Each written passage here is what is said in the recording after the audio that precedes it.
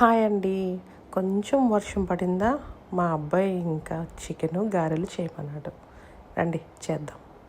ముందుగా చికెన్ తీసుకొచ్చి బాగా క్లీన్ చేసుకొని పక్కన పెట్టాలి.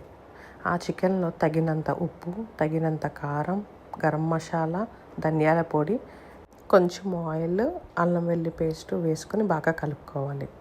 మళ్ళీ ఆ చికెన్లో 1 కప్పు పెరుగు వేసుకోవాలి. నేను ఈ చికెన్ కర్రీకి టమాటా వేయట్లేదండి, గ్రేవీ కోసం కొంచెం పెరుగు ఎక్కువ వేస్తున్నాను. వేసి ఒక 5 నిమిషాలు పక్కన పెట్టాలి. స్టవ్ మీద కళాయి పెట్టి కళాయి హీట్ అయిన తర్వాత ఆయిల్ వేసుకొని, ఆయిల్ హీట్ అయిన తర్వాత కట్ చేసుకొని ఉల్లిపాయలు వేసుకొని, ఉల్లిపాయలు వేగడానికి కొంచెం పసుపు, కొంచెం సాల్ట్ వేసుకొని బాగా కలిపి, ఉల్లిపాయలు వేగిన తర్వాత చికెన్ వేసుకొని స్టవ్ హైలో పెట్టి ఒక్కసారి కలిపి, మళ్ళీ స్టవ్ సిమ్లో పెట్టి ఇంకా మూత పెట్టేయాలి. ఒక 10 మినిట్స్ తర్వాత చూడండి, చికెన్ నుంచి వాటర్ బయటికి రిలీజ్ అవుతుంది. ఇంకా మూత తీసి చికెన్ ఒకసారి కలుపుకోవాలి. ఇంకా మూత తీసి చికెన్ ముక్క ఉడికిందో లేదో చెక్ చేసుకోవాలి. ఈలోగా మనం వేడివేడిగా గారెలు వేసుకుందాం.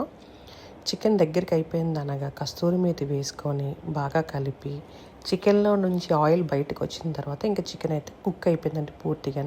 అప్పుడు నిమ్మరసం పిండి, పచ్చిమిరపకాయ, కరివేపాకు వేసుకొని కొంచెం హై ఫ్లేమ్లో పెట్టి కొంచెం కలుపుకోవాలి.